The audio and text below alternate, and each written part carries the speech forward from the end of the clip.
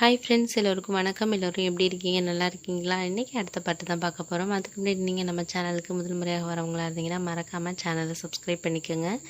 கீழே இருக்க பெல் பட்டனையும் கிளிக் பண்ணிக்கோங்க. வாங்க கதைக்குள்ளே போகலாம் ஃப்ரெண்ட்ஸு. எனக்கு அவங்களோட ஒரு தனியாக இருக்கிறதுக்கான ஒரு சந்தர்ப்பம் கிடச்சிச்சு. ரொம்ப சந்தோஷமாக இருந்துச்சு. அதுக்கப்புறம் அந்த சமயத்தில் நான் ரொம்ப சந்தோஷமாக ஃபீல் பண்ணேன். என்ன அப்படின்னா, இவங்களோட ஒரு பேசக்கூடிய ஒரு தருணம், அவங்களோட இருக்கக்கூடிய ஒரு தருணம் கிடைச்சதுக்கு ரொம்ப சந்தோஷமாக இருந்தேன். அந்த சமயத்தில் அவங்க என்ன சொன்னாங்கன்னா, நான் நைட் டிஃபன் பண்ணுறேன், நீங்கள் சாப்பிட்டு போங்க அப்படிங்கிற மாதிரி சொன்னாங்க. அதுக்கப்புறம் நானும் பரவாயில்ல, அவங்களோட ஒரு சாப்பிடக்கூடிய ஒரு வாய்ப்பு கிடைச்சிருக்கு அப்படின்னு சொல்லிட்டு நானும் ஹாப்பியாக போனேன். அதுக்கப்புறம் சாப்பாடு பண்ணியிருந்தாங்க. நல்லா டிஃபன்லாம் பண்ணியிருந்தாங்க. எனக்கு பிடிச்சது சொல்லியிருந்ததெல்லாம் பண்ணியிருந்தாங்க. நான் கூட கேட்டேன், எதுக்கு இந்த நேரத்தில் இதெல்லாம் செஞ்சுக்கிட்டு கிடக்குறீங்க அப்படின்னு சொன்னேன். அதுக்கு அவங்க உங்களுக்காக தானே செய்கிறேன், வேறு யாருக்காக நான் செய்ய போகிறேன் அப்படின்னு சொல்லிட்டு அவங்க சிரித்தாங்க. நான் உங்ககிட்ட ஒன்று கேட்கலாமா அப்படின்னு சொன்னதுக்கு அவங்க என்ன சொன்னாங்கன்னா, கேளுங்க, நமக்குள்ளே என்ன இதில் ஒளிவு மறைவு இருக்குது, நீங்கள் கேட்குறது தானே அப்படின்னு சொன்னாங்க. இல்லை, உங்களுக்கு உங்கள் ஹஸ்பண்டை பிடிக்காதா அப்படின்னு கேட்டேன். பிடிக்காதுன்னு இல்லை, அவருக்கு நான் இப்போ எனக்கு அவங்கள பிடிச்சாலும் அவங்களுக்கு என்கிட்ட அந்தளவுக்கு பாசமாக இருக்க மாட்டாங்க. அவங்க எப்போ பார்த்தாலும் ஒர்க்கு அந்த மாதிரியே தான் இருப்பாங்க. என் மேலே ஒரு பாசம், அன்பு, ஒரு அக்கறைங்கிறதெல்லாம் ரொம்ப கம்மி தான் அவங்களுக்கு வேலை தான் முக்கியமாக இருந்துச்சு அப்படிங்கிற மாதிரி சொன்னாங்க. எனக்கு அதிலே நல்லா தெரிஞ்சிச்சு, அவருக்கு இவங்க மேலே ஒரு இன்ட்ரெஸ்ட் இல்லை அப்படிங்கிறது எனக்கு நல்லாவே தெரிஞ்சிச்சு. அதனாலேயே இவங்களுக்குள்ளே ஒரு அண்டர்ஸ்டாண்டிங் இல்லை அப்படிங்கிறதும் தெரிஞ்சிச்சு. அந்த சமயத்தில் நானும் அவங்களும் அதுக்கப்புறம் டிவி பார்த்தோம். அதுக்கப்புறம் 2 பேரும் ரொம்ப சந்தோஷமாக இருந்தோம். அந்த நேரத்தை நான் எதிர்பார்க்கல, அவங்களோட சந்தோஷமாக இருக்கணும் அப்படிங்கிற ஒரு எண்ணத்தில் இல்லை. இருந்தாலும் அவங்க அதை ஏற்றுக்கிட்டாங்க. என் மேலே ரொம்ப ஒரு அக்கறையாக இருந்தாங்க. 2 பேரும் ஒரு உறவில் இருந்தோம். அதுக்கப்புறம் எங்கள் உறவு ஒரு 2 மாத காலத்துக்கு அவங்க இருந்த வரைக்கும் ஹாப்பியாக போயிட்டு இருந்துச்சு. ரொம்ப சந்தோஷமாக இருந்துச்சு.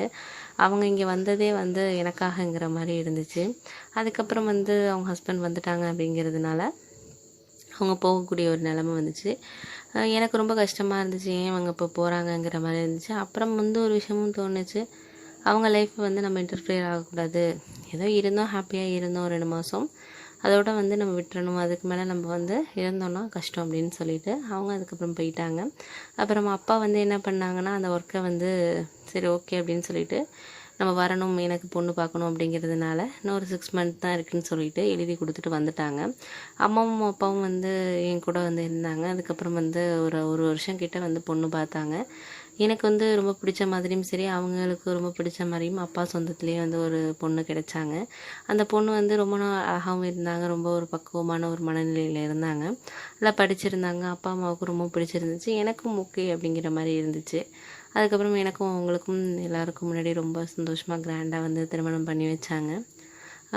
இப்போ நான் ஹாப்பியாக இருக்கிறோம். நல்லா லைஃப் போயிட்டுருக்கு. 2 பேரும் ஒரு அண்டர்ஸ்டாண்டிங்கில் போயிட்டுருக்கோம். என்னோடய ஒய்ஃபும் ஒர்க் பண்ணிக்கிட்டு இருக்காங்க. என்னோடய ஆஃபீஸ்லேயே ஒர்க் பண்ணிக்கிட்டு இருக்காங்க. 2 பேரும் நல்லா ஏர்ன் பண்ணிக்கிட்டு இருக்கோம்.